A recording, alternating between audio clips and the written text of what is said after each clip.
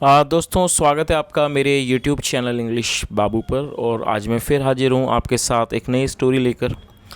और दोस्तों, आज की जो स्टोरी है ये कॉन्वर्सेशन के पॉइंट ऑफ व्यू से बहुत ही अच्छी स्टोरी है, क्योंकि जिस तरह के जो इसमें सेंटेंसेस और ग्रामर का इस्तेमाल किया गया है वो इंग्लिश कॉन्वर्सेशन में बहुत ज़्यादा यूज़ किए जाते हैं। तो ये जो आज की स्टोरी है थोड़ी सी स्पेशल स्टोरी है, क्योंकि इसके अंदर बहुत छोटे छोटे से बेसिक लेवल के आपको सेंटेंसेस देखने को मिलेंगे और इन सेंटेंसेस का आप कॉन्वर्सेशन में बहुत ज़्यादा यूज़ भी कर पाएंगे। तो चलिए दोस्तों, आज की इस कहानी को हम शुरू करते हैं और सबसे पहले कहानी का टाइटल देखते हैं। कहानी का टाइटल है नीताज फुलिशनेस। क्या मतलब हुआ दोस्तों? यहाँ नीता के बाद एपिस्ट्रॉफी एस का प्रयोग किया गया है, जिसका मतलब होता है का के की। नीताज मतलब नीता की। फुलिशनेस का मतलब होता है बेवकूफ़ी। नीता की बेवकूफ़ी। तो दोस्तों, ये आज की इस कहानी का टाइटल है, शीर्षक है। और अब मैं इसे पढ़ना शुरू करता हूँ। आपसे रिक्वेस्ट है आप इसे बिल्कुल ध्यान से सुने।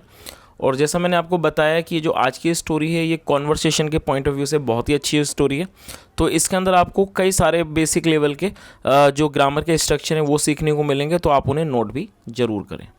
तो चलिए इसको शुरू करते हैं।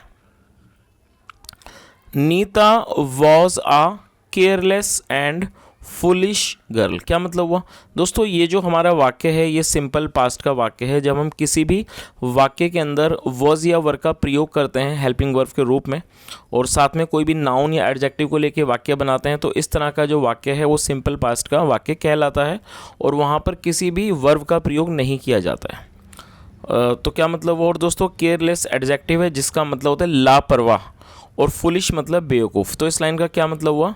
Nita was a careless and foolish girl, मतलब नीता एक लापरवाह और बेवकूफ़ लड़की थी। चलिए आगे देखिए।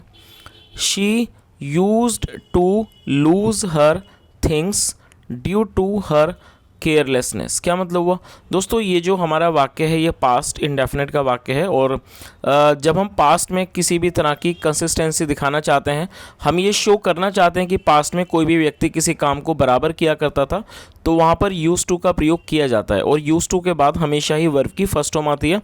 और ये जो वर्ड है LOSE, इसको लूज़ पढ़ते हैं, कई लोग इसको लॉस पढ़ते हैं, जो कि गलत प्रोनाउंसिएशन है, तो इसको पढ़ेंगे लूज़। और ये वर्ब की फर्स्ट फॉर्म है और इसका मतलब होता है खोना या गंवाना। तो इस लाइन का क्या मतलब हुआ? She used to lose her things, मतलब कि वह अपनी चीज़ें खो दिया करती थी। ड्यू टू, दोस्तों ड्यू टू का मतलब होता है की वजह से। तो आप इस वर्ड को नोट कर सकते हैं, कई बार ये कॉन्वर्सेशन में बहुत ज़्यादा यूज़ होता है। तो ड्यू टू का मतलब की वजह से, ड्यू टू। और आप इसका यूज़ कैसे कर सकते हैं? जैसे मान लीजिए आप कोई वाक्य बनाते हैं, बारिश की वजह से मैं स्कूल नहीं जा सका। I could not go to school due to rain. तो ड्यू टू का मतलब होता है की वजह से। चलिए, तो क्या मतलब हुआ? ड्यू टू हर केयरलेसनेस, अपनी लापरवाही की वजह से। और दोस्तों, केयरलेसनेस नाउन है जिसका मतलब होता है लापरवाही। तो क्या मतलब हुआ? She used to lose her things due to her carelessness, मतलब वह अपनी चीज़ों को खो दिया करती थी। ड्यू टू हर केयरलेसनेस मतलब अपनी लापरवाही की वजह से। चलिए आगे देखिए। नीताज फादर यूज्ड टू से। क्या मतलब हुआ? यहाँ भी एपिस्ट्रॉफी का यूज़ किया गया है। तो क्या मतलब हुआ? नीताज फादर मतलब कि नीता के पिता, या कह सकते हैं नीता के पापा। यूज्ड टू से कहा करते थे। यूज टू से मतलब कहा करते थे। Nita you must learn to be careful. दोस्तों, मस्ट का प्रयोग जब किया जाता है जब हम किसी भी व्यक्ति को कोई किसी भी तरह की एडवाइस देते हैं, सलाह देते हैं, सुझाव देते हैं, तो वहाँ पर मस्ट का प्रयोग किया जाता है। और मस्ट का मतलब होता है अवश्य। तो क्या मतलब है इस पूरी लाइन का? कि नीता's फादर यूज टू से, नीता के पिता, नीता के पापा कहा करते थे, नीता यू मस्ट लर्न, आपको ज़रूर सीखना चाहिए, to be careful. To be careful मतलब कि सावधान होना ज़रूर सीखना चाहिए। चलिए आगे देखिए। यू मस्ट रियलाइज़ का मतलब होता है दोस्तों किसी चीज़ का एहसास होना, बोध होना, उसे रियलाइज़ कहा जाता है, जिसका मतलब ये वर्ब की फर्स्ट फॉर्म है। तो क्या मतलब हुआ? यू मस्ट रियलाइज़, आपको अवश्य ही इस चीज़ का बोध होना चाहिए या फिर आपको इस चीज़ का एहसास होना चाहिए। The value of your belongings, belonging का मतलब सामान, मतलब कि जो आपके सामान की जो वैल्यू है उसका आपको एहसास होना चाहिए। एंड कीप देम केयरफुली, और उनको केयरफुली मतलब सावधानी पूर्वक रखो। केयरफुली मतलब सावधानी पूर्वक। तो इस पूरी लाइन का क्या मतलब हुआ? You must realise the value of your belongings, मतलब आपको अपने सामानों की जो चीज़ें हैं उनका उनकी जो वैल्यू है, उनकी जो कदर है उसके बारे में आपको एहसास होना चाहिए, बोध होना चाहिए। एंड कीप देम केयरफुली, और आपको उनको सावधानी से रखना चाहिए। चलिए आगे देखिए। वन डे, एक दिन, Neeta's father brought a beautiful doll for her. क्या मतलब हुआ? दोस्तों ये हमारा पास्ट इंडेफिनिट का वाक्य है, और जब हम पास्ट इंडेफिनिट में कोई भी वाक्य बनाते हैं तो वहाँ पर वर्ब की पास्ट इंडेफिनिट में जब हम अफर्मेटिव का वाक्य बनाते हैं तो वहाँ वर्ब की सेकंड फॉर्म का प्रयोग किया जाता है। इस लाइन का क्या मतलब हुआ? वन डे, एक दिन, नीताज फादर मतलब कि नीता के पापा या पिता, ब्रॉट ये ब्रिंग की सेकंड फॉर्म है, ब्रिंग मतलब लाना और ब्रॉट मतलब लाए, अ ब्यूटीफुल डॉल एक सुंदर गुड़िया, फॉर हर उसके लिए। तो इस पूरी लाइन का क्या मतलब हुआ कि एक दिन नीता के पापा एक सुंदर डॉल मतलब एक सुंदर गुड़िया लाए उसके लिए। और ये जैसे मैंने आपको बताया, आप इसको नोट कर सकते हैं, ब्रिंग की सेकंड फॉर्म है ये ब्रॉट मतलब लाना। आगे देखिए, she loved her doll very much, और लव का मतलब प्यार करना होता है, और लव का मतलब किसी चीज़ को बहुत ज़्यादा पसंद करना भी होता है। तो क्या मतलब हुआ? She loved her doll very much मतलब वह अपनी गुड़िया से बहुत प्यार करती थी, या उसे वह अपनी गुड़िया बहुत पसंद थी। चलिए आगे देखिए, she always kept the doll with हर, और वो हमेशा ही गुड़िया को अपने साथ रखती थी। विद हर मतलब अपने साथ। तो क्या मतलब? और कैप, और ये कीप की सेकंड फॉर्म है kept. She always kept the doll with हर, वह हमेशा अपने साथ वह हमेशा गुड़िया को अपने साथ रखती थी। She promised her father, promise का मतलब होता है वादा करना, और दोस्तों ये जो वर्ड है प्रॉमिस ये एक वर्ब भी है और साथ में नाउन भी है, मतलब आप इसको संज्ञा के रूप में भी यूज़ कर सकते हैं और साथ में ये वर्ब भी है, और यहाँ पर इसे वर्ब के रूप में प्रयोग किया गया और ये सेकंड फॉर्म है। तो इसका क्या मतलब हुआ? शी प्रॉमिस्ड हर फादर, उसने अपने पिता से वादा किया, दैट की she would keep the doll carefully, मतलब कि वह क्या करेगी? She would keep the doll carefully, वह गुड़िया को सावधानी पूर्वक रखेगी, सावधानी से रखेगी। एंड वुड नॉट ब्रेक और लूज द डॉल, ब्रेक मतलब तोड़ना, लूज मतलब खोना, और क्या कहा उसने? एंड वुड नॉट ब्रेक, और वो नहीं तोड़ेगी, और लूज या ना उसको खोएगी द डॉल गुड़िया को। तो इस पूरी लाइन का क्या मतलब हुआ कि उसने अपने पिता से वादा किया कि वो गुड़िया को बहुत सावधानी से रखेगी, ना वो उसको तोड़ेगी और ना वो उसको खोएगी। चलिए आगे देखिए, आफ्टर सम डेज मतलब कि कुछ दिनों के बाद, शी कैप्ट द डोल इन द कपबोर्ड, और ये कीप की सेकंड फॉर्म है, ये भी पास्ट इंडेफिनिट का ही वाक्य है। तो इस लाइन का क्या मतलब हुआ? आफ्टर सम डेज, सम का मतलब होता है कुछ, आफ्टर सम डेज मतलब कुछ दिनों के बाद, she kept the doll in the cupboard, उसने उस डॉल को, गुड़िया को कपबोर्ड में रख दिया। चलिए आगे देखिए, वन डे मतलब कि एक दिन, नीताज फादर सेड, क्या मतलब हुआ कि वन डे एक दिन, नीताज फादर सेड मतलब नीता के पिता ने कहा, कम नीता मतलब कि नीता आओ, I will take you for an outing. दोस्तों जब भी आप इस तरह का ये देखेंगे कि जब एपेस्ट्रॉफी के बाद डबल एल का प्रयोग किया जाता है तो आप उसे विल माने, तो यहाँ पर इसको शॉर्ट में लिखा गया है। तो इस लाइन का क्या मतलब हुआ, इसको दोबारा समझ लीजिए।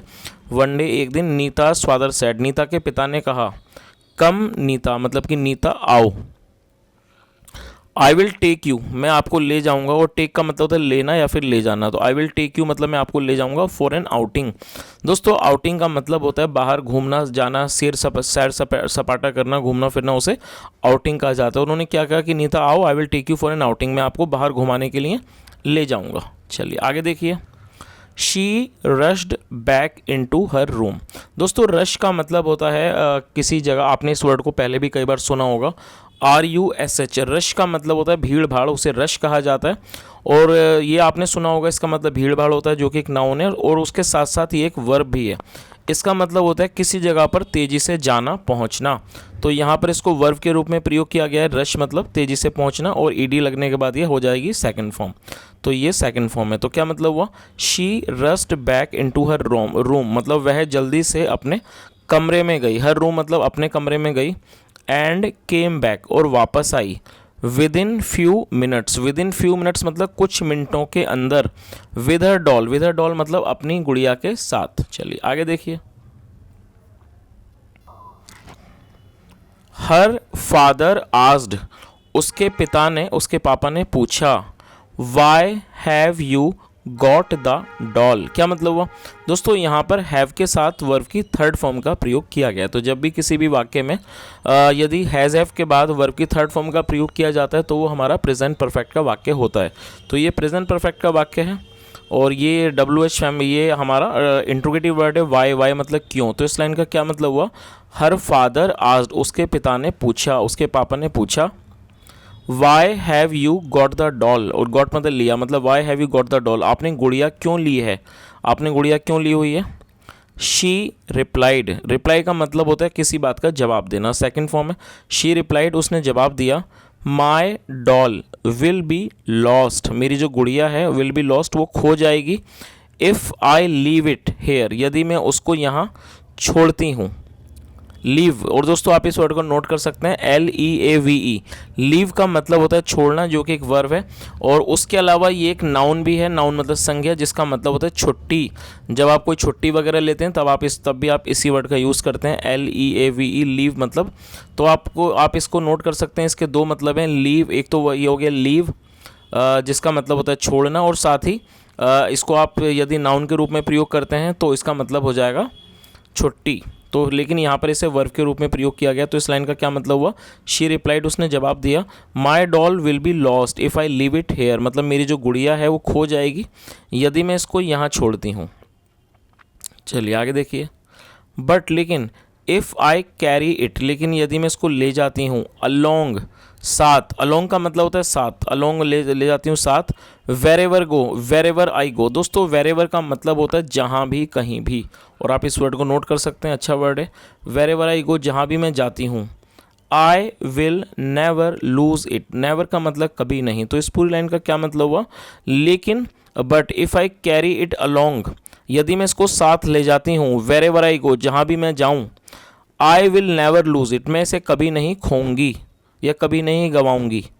आगे देखिए। नीताज फादर, और यहाँ एपेस्ट्रोफी एस का प्रयोग किया गया है।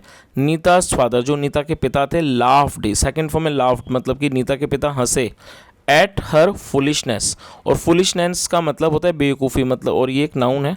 तो क्या मतलब हुआ कि नीता के जो पिता थे वो हंसे एट हर फुलिशनेस, उसकी बेवकूफ़ी पर। तो दोस्तों ये बस यहीं तक स्टोरी थी, और मैं उम्मीद करता हूँ आज की कहानी अच्छी लगी होगी और आपको कई सारे ग्रामर के स्ट्रक्चर सीखने का मौका मिला होगा। यदि आपको स्टोरी अच्छी लगी और मेरा पढ़ाने का प्रयास भी अच्छा लगा, और आपसे रिक्वेस्ट है वीडियो को ज़रूर लाइक करें, शेयर करें और कमेंट करके भी बताएं। और दोस्तों ये जो आज की कहानी है इसके अंदर ऐसा कोई ख़ास मॉरल मुझे मिला नहीं, तो यदि आप अपनी तरफ से कोई मॉरल सजेस्ट करना चाहें तो आपका स्वागत है। तो जो भी आपने इस कहानी के माध्यम से सुनने के बाद आपको लगता हो कि एक कोई उचित, एक अच्छा सा कोई इसका मॉरल हो, तो आप कमेंट के माध्यम से मॉरल को भी ज़रूर बताएं। सुनने के लिए thank you so much. Have a nice day and bye.